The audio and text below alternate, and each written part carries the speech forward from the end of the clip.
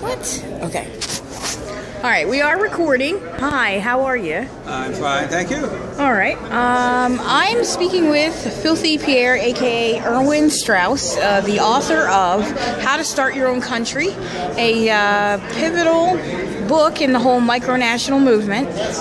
Still in print, and I'm lucky enough to go to the same con as you. I think I've been going to these cons for too long now. I think you were probably one of the first people that I met at the con, like a long time ago, when it was at the Adams Mart. Very possible, yes, yeah. yes. And I guess, all right. So, concerning your book, like, okay, how did you get started with the whole micronational thing? Like, well, how did you... If you want to go all the way back to the beginning, there was a British movie in the 1950s called Passport to Pimlico. Okay. In which a British man finds some charter in his basement that gives him the right to secede from the country, which he does, and hilarity ensues, and of course at the end everybody gets back together again. But this idea of being one's own country, that sort of planted the seed.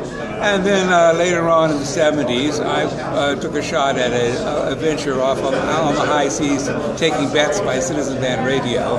Citizen Band Radio, was all the coming thing back in the 70s. And that, for various reasons, didn't work out. But I had an extensive file by that time of these new country efforts. And I was approached by Mike Hoy of Lumpanics Publications to put them together into a book, which I did, and this is actually the second edition that we've been looking at that came out in the 80s, and that is the current edition now. Okay. So, I guess, are you actively a micronationalist now? Do you have a nation state of your own? Are you a member of any place? I have sort of moved on to other things, and later on, but I've kept up a spectator's interest in what's going on. Unfortunately, not that much has gone on in the last few decades. Well, I mean, you'd be surprised, because I'm a part of several micronational groups on Facebook that operate within each other. I mean, I guess it's a vanity project, really, but I have my own nation state myself. So, yes.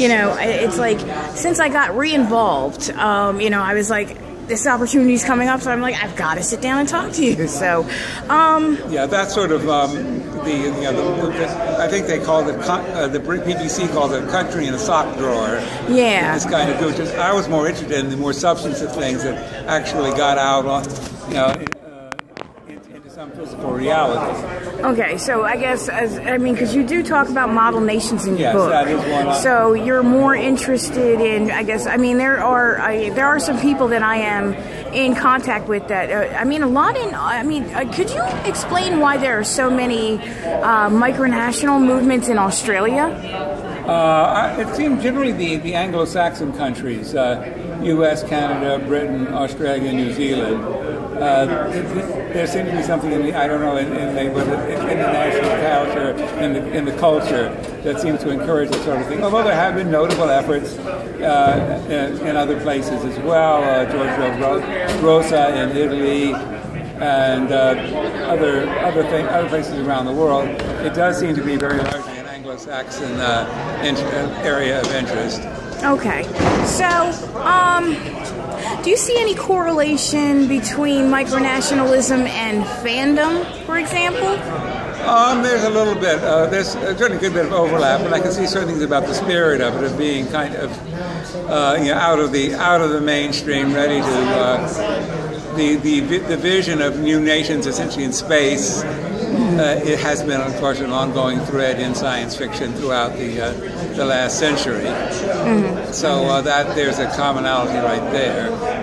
Yeah, and I guess, do you see micronationalism? I mean, there is an active micronationalism kind of thing going on, because with online, I mean, a lot of people tend to have model, at least virtual nations. Yes, exactly.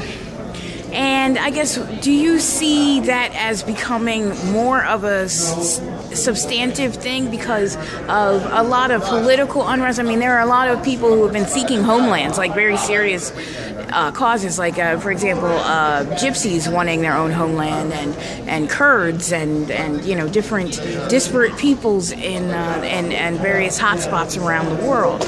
So I guess. I mean, do you think it'll always be like some person's hobby in their sock drawer? Or do you really think that, a micronation will come and become a bona fide, recognized nation in our hard lifetime? To see that.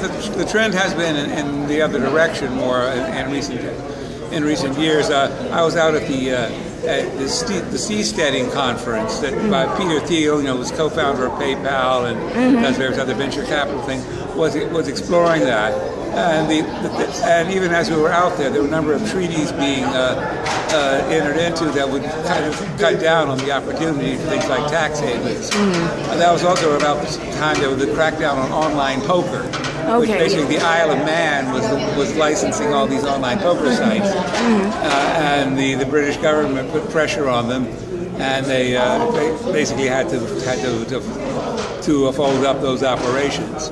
And the U.S. also has more treaties with places that used to be tax havens that now report the information. And so on the global level, the sort of opportunities that existed back in the 60s and 70s definitely seems to be closing in. The opportunities may be more now in the underground area. For example, having a key vulnerability nowadays is if any country like the Isle of Man gets out of line, their internet connection can be cut off. And if you don't have internet access in this world, you're basically, you don't exist. You can't operate. And that gives the organized community of large nations a great new club to control micronations with. But there's the idea of which was seen during the Arab Spring, of underground internet webs that don't depend on any fixed location, that go peer-to-peer. And there was some talk about, I think one of the New Zealand-based pirate websites that was offering free downloads was talking about launching a fleet of drones that would serve as an underground internet that would not be under the control of the major nations, and that might, depending on how that emerges. And now it was news just recently the people like Apple are coming up with stronger encryption for their devices that is upsetting the NSA and the FBI, and that could lead to some opportunities for micronations on an underground basis.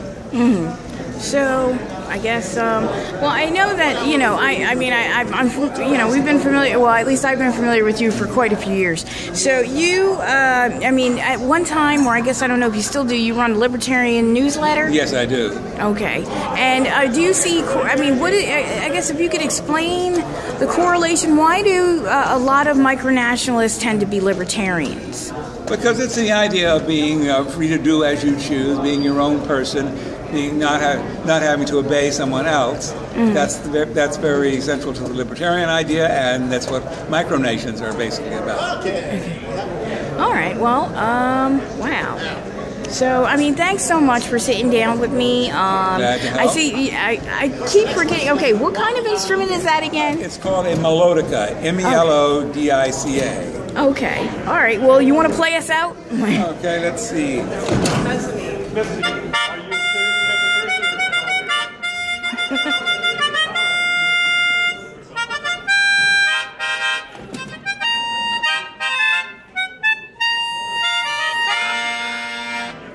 All right. Hey, thanks, man. I really appreciate it. All right.